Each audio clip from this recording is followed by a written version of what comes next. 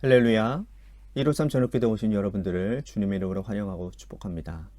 오늘도 귀하고 복된 이 시간 하나님께서 우리 가운데 응답의 역사로 함께 하시고 오늘 하루의 고단함과 또한 하루의 그런 지침 가운데 오늘 말씀과 기도로 위로함 받고 세임 얻는 귀한 시간이 되기를 간절히 소망하겠습니다. 먼저 하나님의 말씀 보도록 합니다. 하나님의 말씀은 사도행전 26장 23절에서 24절 말씀까지 보도록 합니다. 사도행전 26장 23절에서 24절입니다. 우리 같이 한 목소리로 다 함께 봉독하도록 하겠습니다. 시작. 곧 그리스도가 고난을 받으실 것과 죽은 자 가운데서 먼저 다시 살아나사 이스라엘과 이방인들에게 빛을 전하시리라 함이니이다 하니라. 바울이 이같이 변명하매 베스도가 크게 소리내어 이르되 바울아 내가 미쳤도다. 내 많은 학문이 너를 미치게 한다 하니. 아멘. 한 세대 이전 부모님들이나 또 오늘 우리 시대의 부모님들이 원하는 간절한 소망이 있다고 한다면 아마 자녀들이 훌륭하게 성장하는 것일 겁니다. 그것을 위해서 자녀 교육에 힘을 쏟고 있지요. 자신은 가지지 못하고 누리지 못할지라도 자녀들 교육하기 위해서는 최선을 다하는 것이 부모의 마음입니다. 그 옛날 시골 부모님들도 자녀 교육을 위해서 땅을 팔고 소 팔고 그러지 않았습니까? 내가 배우지는 못하고 살았으니 힘들고 어려우니 너는 많이 배워서 편안하게 살면 좋겠다라고 하는 것이 그것이 부모님의 마음인 거예요. 부모님의 이 극진한 사랑을 받고 대학을 졸업하고 또 사회생활을 하고 또 옛날 부모님 나이가 되어 보면 그렇게 사는 것이 쉽지 않다라는 것을 깨닫습니다. 부모님처럼 정직하고 자신의 일에 최선을 다하고 사는 것이 어려운 임임을 이제야 느끼는 것이죠. 믿음을 가지고 한평생 하나님께 엎드리며 기도하며 자녀를 위해서 살아온 이 부모님들은 이제는 당당해도 됩니다. 자녀들에게 너는 나를 본받는 자가 되라 라고 말씀하실 자격이 있기 때문이라는 거죠. 오늘 본문에서 바울은 나를 본받으라 라고 당당하게 말하고 있습니다.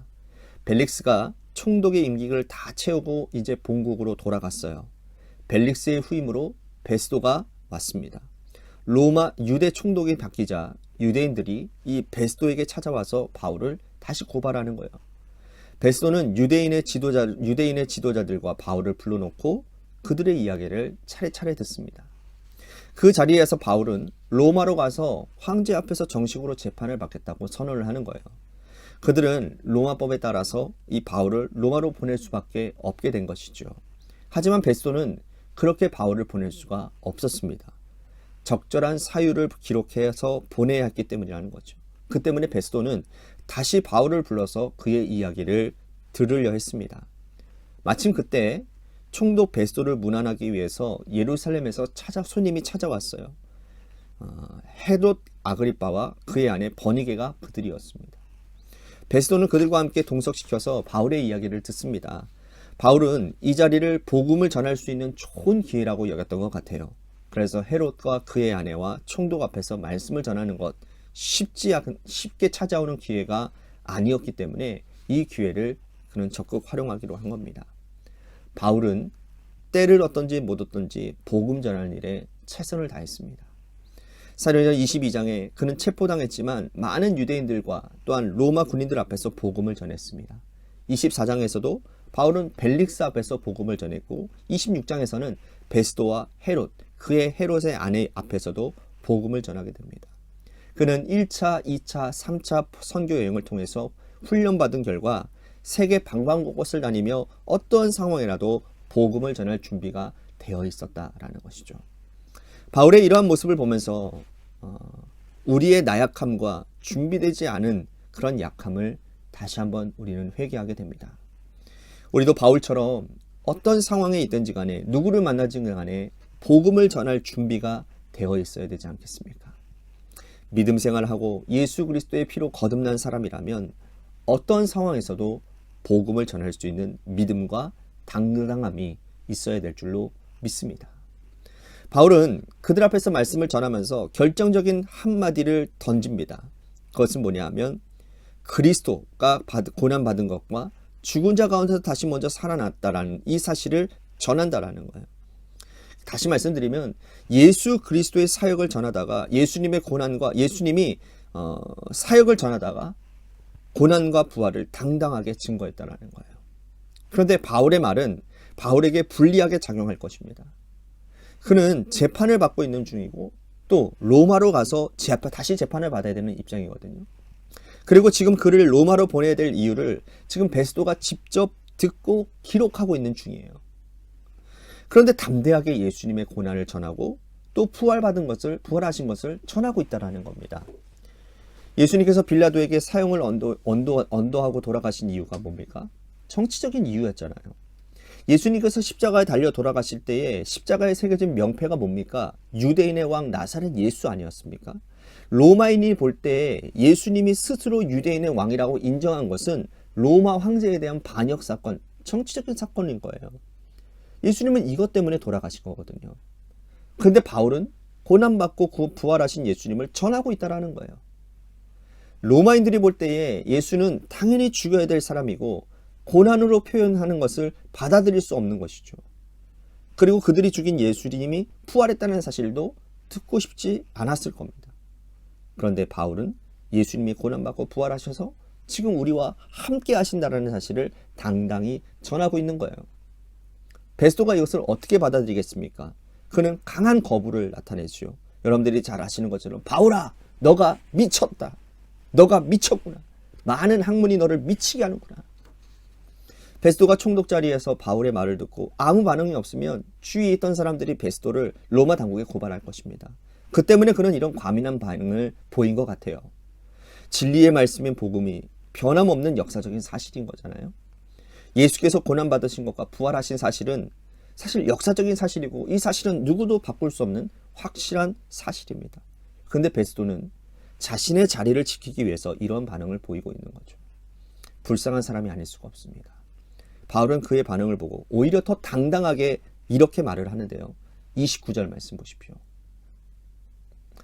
바울이 이르되 말이 적으나 많으나 당신뿐 아니라 오늘 내 말을 듣는 모든 사람도 다 이렇게 결박된 것 외에는 나같이 되기를 하나님이 원하나이다 하니라. 놀랍지 않습니까? 결박된 것 말고는 내가 믿는 예수님을 모든 사람들이 믿고 나처럼 이렇게 완전한 자유인이 되기를 원합니다. 여러분, 얼마나 당당한 고백이에요. 바울은 갇혀있다고 해서 기죽지 않았어요. 그는 사람들 앞에서 여러 번 자신을 변호할 기회가 있었지만 법률적인 변호도 하지 않습니다. 오히려 그는 잡힌 자리를 복음을 전할 기회로 삼고 복음을 전하는 사람으로 하나님 앞에 서 있는 모습을 보게 되는 거예요. 우리는 어떻습니까? 무엇 때문에 기죽고 무엇 때문에 목소리에 힘이 없으신가요? 여러 가지 복잡한 문제 때문에 힘겨워하지 마시기를 바랍니다. 내가 아는 예수님, 진리의 말씀 때문에 구원받는 백성으로 살아간다는 당당한 자신감이 오늘 우리들에게 있기를 간절히 바라겠습니다. 오늘도 이 세상을 살아가며 많은 일을 겪었을 것이고 많은 사람들을 만났을 것입니다. 우리가 만나는 사람들에게 복음을 전하는 일꾼들이 되시기를 바랍니다. 바울처럼 당당하게 말할 수 있는 믿음 위에 굳건하게 선 하나님의 자녀들이 되셔서 우리의 일생이 하나님의 쓰임받는 그런 아름다운 일들이 일어날 수 있게 되기를 주님의 이름으로 간절히 축복하겠습니다. 오늘 말씀 생각하면서 우리 같이 기도했으면 좋겠습니다. 때를 얻든지 못 얻든지 복음을 전하는 사람이 되겠습니다. 나를 본받는 자가 되라 라고 당당하게 말할 수 있는 사람이 되겠습니다. 우리 같이 이렇게 결단하며 오늘 말씀을 듣고 간절히 기도했으면 좋겠습니다. 또한 교회를 위해서 간절히 기도합시다. 하나님께서 세워주신 몸된 교회가 우리가 새벽마다 또 저녁마다 이렇게 교회를 위해서 기도하는 것은 분명히 하나님께서 우리의 기도 가운데 응답하셔서 우리 교회를 반드시 주님의 뜻 가운데 온전하게 또한 건강한 교회로 또 부흥하는 교회로 세워주실 거라 믿기 때문인 것입니다. 우리 같이 교회를 위해서 합심하여 기도했으면 좋겠고 또한 재개발 가운데 놓여져 있는 교회를 위해서도 여러분들 기도해 주시기를 바랍니다. 또한 여러분들의 삶의 자리와 여러분들의 자녀들을 위해서 기도하시고 또 육신의 질병으로 고통당하시는 분들 많이 있습니다. 김태희 청년을 위해서 같이 기도해 주셨으면 좋겠습니다. 우리 문은자 집사님과 남편분이 교회에 다시 예배를 참석하고 계시거든요. 아마 하나님께서 보내주시는 영혼들이라 우리들이 생각하고 더 우리들이 관심을 가지고 또 이 일을 위해서도 우리들 합심해서 기도해야 될 것 같습니다. 우리 김태희 청년을 위해서도 기도해 주시고, 또한 우리 박순식 장로님을 위해서, 또한 김수령 권사님 아드님을 위해서, 또한 김호중 권사님 어머님 아버님을 위해서도 기도해 주시고, 또한 여러분들 많이 있습니다. 그분들을 위해서도 간절히 기도해 주시길 바랍니다. 우리 노래 끝날 때까지 우리 합심하여 기도했으면 좋겠습니다. 우리 같이 함께 기도하도록 하겠습니다. 기도하시겠습니다.